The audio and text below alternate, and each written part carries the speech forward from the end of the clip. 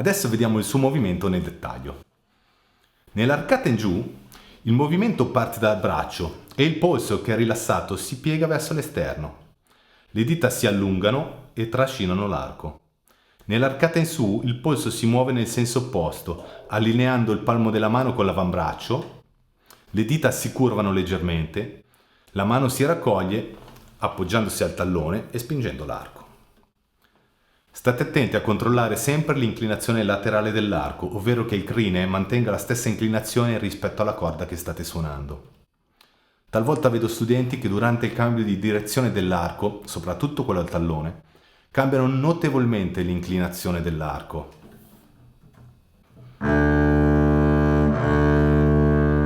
Il risultato sarà quello di avere un suono disomogeneo, diverso tra l'arcata in su e quella in giù. Il cambio di arcata al tallone richiede di essere studiato con molta attenzione. Vi suggerisco di imparare il movimento eseguendolo molto lentamente. Lo studio molto lento, dilatando enormemente il tempo del cambio di direzione dell'arco, è utilissimo perché ci dà la possibilità di osservare con attenzione il movimento esatto che fa la bacchetta, osservare quello che succede nella nostra mano destra e ascoltare come cambia l'equilibrio della bacchetta all'interno della nostra mano.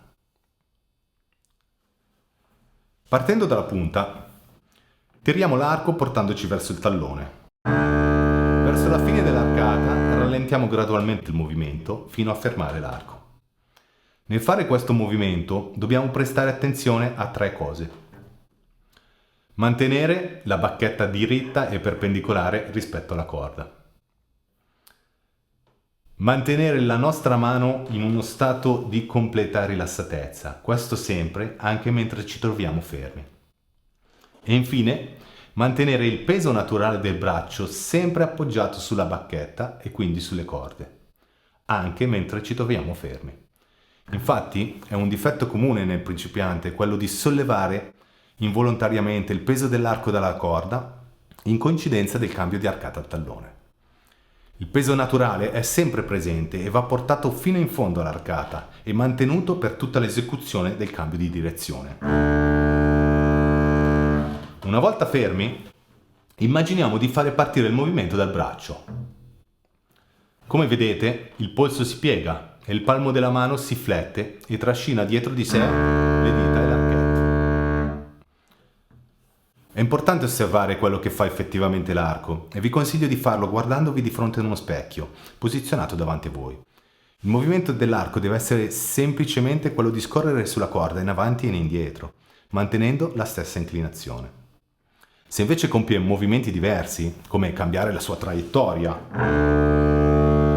cambiare la sua inclinazione laterale, o come abbiamo visto cambiare il punto di contatto del crine sulla corda, vuol dire che stiamo facendo qualcosa di sbagliato, qualcosa di troppo, e dobbiamo ancora lavorare per rendere semplice e facile il movimento, senza però introdurre rigidità nel tentativo di controllarlo. Buon lavoro!